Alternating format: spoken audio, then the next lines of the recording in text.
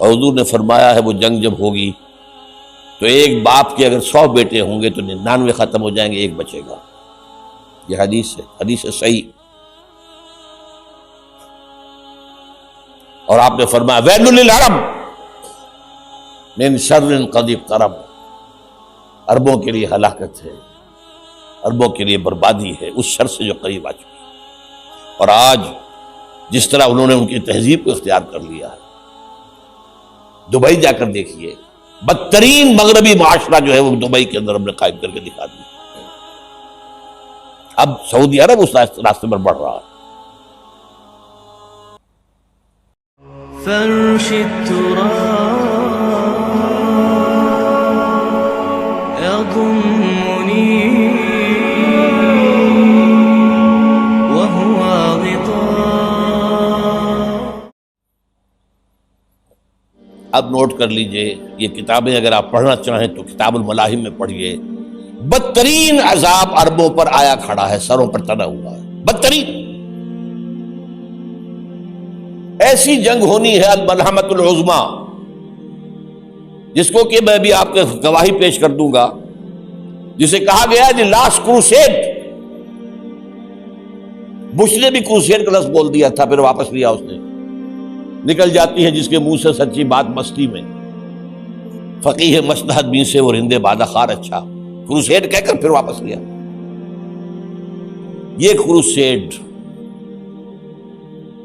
اس کے اوپر جس قدر نقصان ہونا ہے عربوں کا، گریٹر اسرائیل بنے گا، یہ عراق، شام، اردن، سعودی عرب کا کچھ شمالی علاقہ، ترکی کا جنوبی علاقہ، مصر کا صحرائے سینا، اور اس کے ساتھ ہی جو بہترین اس کا زرخیز ترین علاقہ ڈیلٹا آف نائل، یہ سب یہودیوں کے قبضے میں جائیں گے۔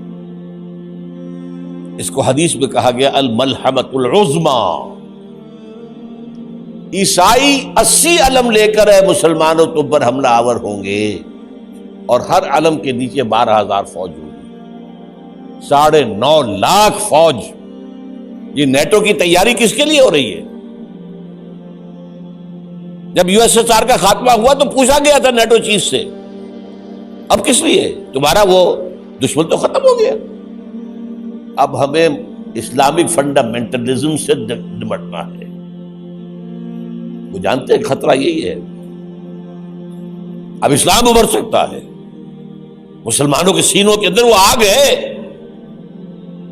اوپر خاکستر آ گیا ہے، تمہیں اٹھانا بیٹھنا، یہ اندر تو انگارہ ہے، اوپر سے راکھ ہے، اس سے دھوکہ نہ کھا جانا ان کے دلوں کے اندر۔ اور بش نے کہا تھا مسلمان چاہتے ہیں کہ ہسپانیہ سے لے کر انڈونیشیا تک نظام خلافت قائم کریں، اور میں حیران ہوا تھا کہ اس کمبخت کو ہسپانیہ کا خیال کیسے آ گیا؟ ہمیں تو کبھی آتا ہی نہیں، اب ہم تو بھول گئے، وہ تو 500 برس پرانی بات ہے، جبکہ وہاں سے ہمیں نکال دیا گیا تھا۔ اگرچہ اقبال نے کہا تھا ہے ارض فلسطین پہ یہودی کا اگر حق، ہسپانیہ پر حق نہیں کیوں اہل عرب کا؟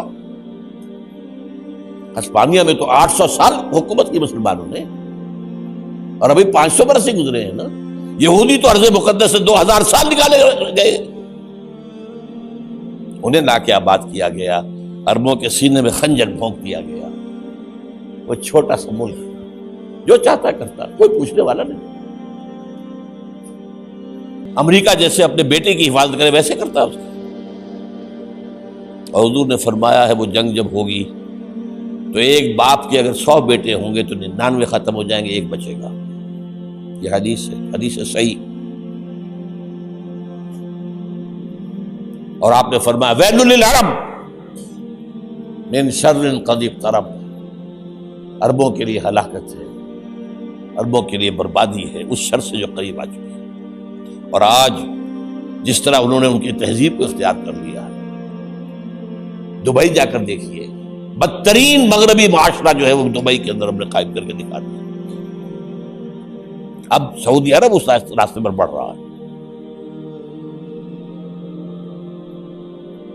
لیکن میں اس کے وہ پہلی بات جو کہہ رہا ہوں وہ تو یقینی ہے، اس میں تو احادیث صحیحہ موجود ہے، اگرچہ اس کے بعد پانسا پلٹے گا، پھر حضرت مہدی کا ظہور ہوگا، حضرت عیسیٰ کا نزول ہوگا، اور وہ گریٹر اسرائیل گریٹر گریو یارڈ بنے گا یہودیوں کا، ایک ایک یہودی قتل ہوگا اور دفن ہوگا۔ یہ بات میں ہونا ہے، میں پہلی بات پرچ کر رہا ہوں۔ وہ بادشاہ پلٹے گا جب پلٹے گا، ابھی جو سامنے ہے وہ کیا ہے؟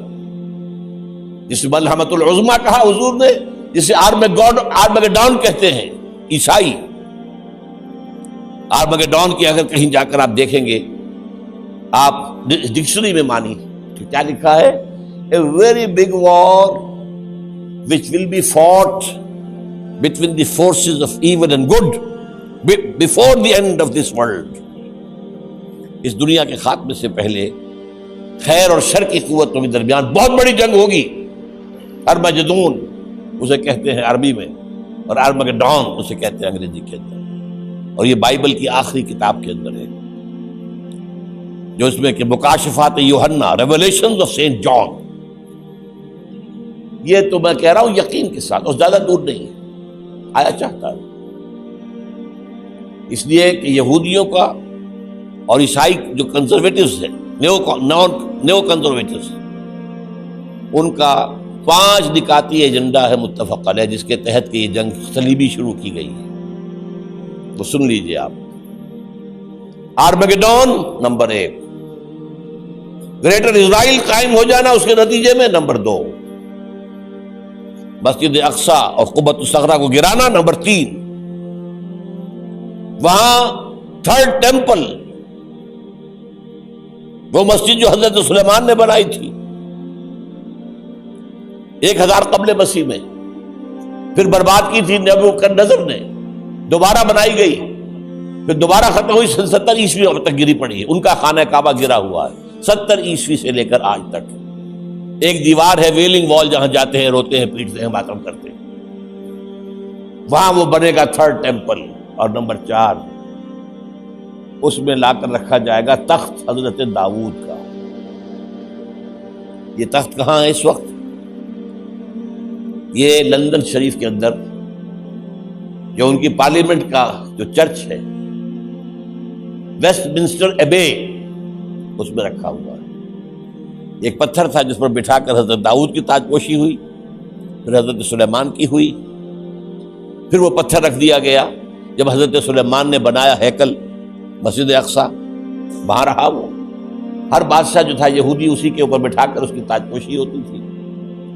سن 70 میں ٹائٹس نے گرایا اسے، ہیکل کو، وہ پتھر لے گیا، وہاں سے روم گیا، روم سے آئرلینڈ گیا، آئرلینڈ سے اسکاٹ لینڈ آیا، اسکاٹ لینڈ سے انگلینڈ آیا، اور اب وہ رکھا ہوا ہے 14ویں صدی عیسوی سے آج تک۔ وہ ویسٹ منسٹر ایبے میں رکھا ہوا، ایک کرسی کی سیٹ میں اسے بنا دیا گیا ہے تخت کی شکل میں۔ اب انگریزوں میں کوئی ملکہ ہو، کوئی بادشاہ ہو جس کی بھی تاج پوشی ہونی، اس میں ہوتی، یہ لا کر رکھا جائے گا تھرڈ ٹیمپل میں۔ اور اس پر یہودیوں کے خیال کے مطابق ان کا مسیحا آئے گا جو مسیح دجال ہوگا۔ عیسائیوں کے خیال کے مطابق حضرت عیسیٰ آئیں گے، وہ ہمارا بھی خیال ہے حضرت عیسیٰ آئیں گے علیہ السلام۔ بہرحال یہ تو بات کی باتیں ہیں نا، اس وقت جو میں عرض کر رہا ہوں، عربوں پر بہت بڑا عذاب۔